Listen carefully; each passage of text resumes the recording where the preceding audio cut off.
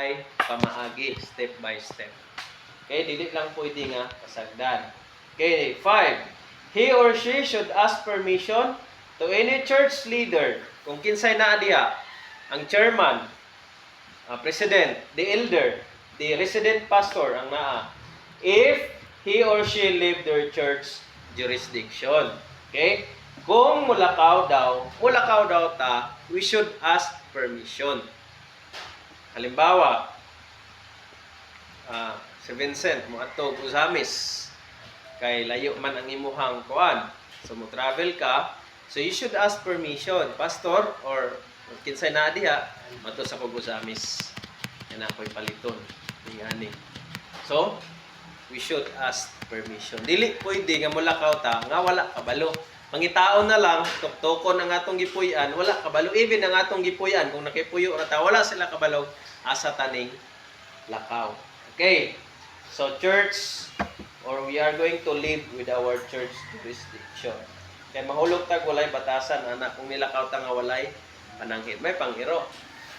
No? Sige, next, number 6. He or she should avoid any distraction through gadgets and cell phones with the period of internship. So ito na, more on technology naman ta karon. So nakita naman jud nato ang real world situation. So ano daw?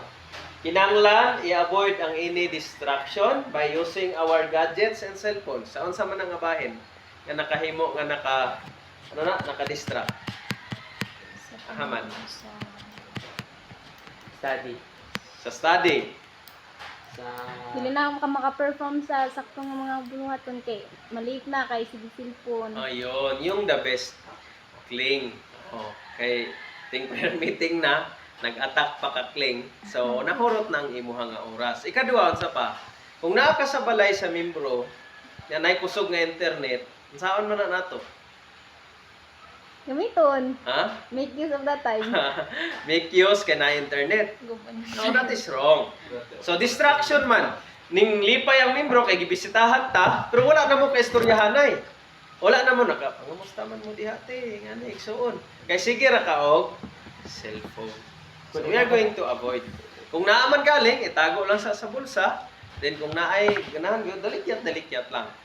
No, dili jud naka-focus jud diha nga part. So pag uli na sa balay, kung wala na, so dito na po. Okay? Kaya naman dyan, no? Any distractions. Okay? So pasagara, inikting kaon na, nasa grupo, wala man tay tagdanay na, kasi kira man tag cellphone ay. No, halimbawa, naata sa kuan, kung ikaw ma-enter, so ikaw may gauna dito, ang imong mayang people, gahulat sa imuha, pastor, unsa na? Nagapay lang ni. So ikaw, sa halip na kita, undangin sa na ninyo, kaya unsa naman ni ron. So kita jud ang role model. Okay? So ingana jud ang buhaton nato. Next. He or she shall avoid any conflict of interest involving other institutions. So, conflict of interest, kanang gusto nimo nga, kanang personal nimo, no? Conflict of interest. Halimbawa, isa na dyan yung laay man. Kay total, Sabado, Domingo raman akong activity. May nung sa akong tisda. Kay Lunes to Bernis man ang tisda niya. Maka-ministry pa kong Sabado. No? So as part sa institutions, since under pata, so we should avoid. Number 1, to enroll any other institutions. So nag-intern man ta. So under pa man ta sa school, so kailangan sa nga ato jud sang tiwason, no? Involving other institutions. Okay. Next, he or she shall not allow to be involved in any financial matters. Ito na. And activities during his or her internship. Diba, Kling?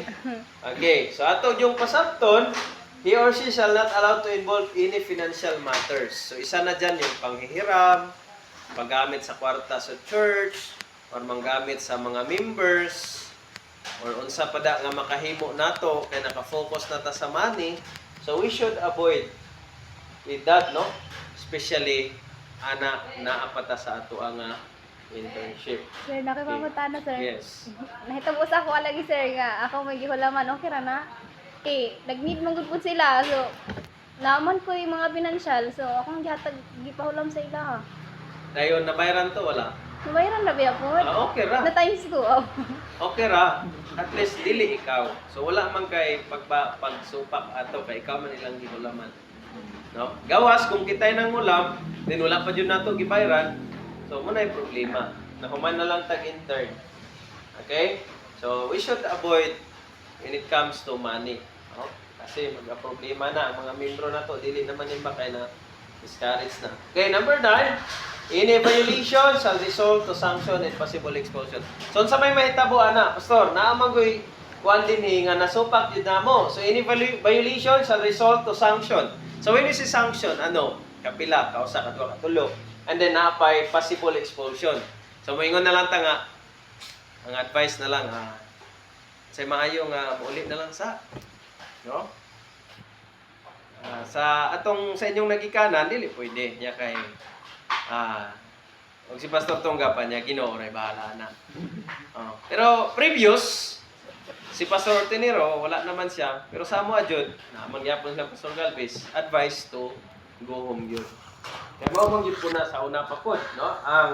Ang atoang kanang training is dili ing anak ka luag ba. Kaya nakita nato nga ingani, so ato lang i-flip them. So moingon nga, unsa man imong gusto, mag-Bible school ka o muli lang ka. So moingon siya, muli na lang ko. Adi goodbye. Para tapos ang wala na. So any violation shall resort to sanction. Depende sa sanction, no? Wala pa man gyud nato makita. Although naami gihisgutan sa sanction pero wala pa man namo na kuan with Pastor Brian. Sa akong na-remember na ami kabats nga nanguyab siya during sa iyang internship. So ang nahitabo gi times 2.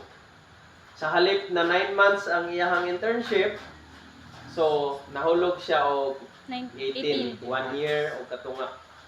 Ang iyang internship. Kaya nakabutang man intimate personal relationship. Okay, kita mga batanon man yun mo. So pananglita natayang people nga orang gusto gyud nato. Kita di pa ginakalikayan, feeling ko nato gwapo punta. Grabe, ay grabe. Wala gyud sa Give it up, grabe. Pastor kay pagbati man gyud ni. So ibutang lang gyud sa imong una-una nga intern pa man gud kuday. Oh. So, nahuli nila kailay. saon man gyud ni kay intern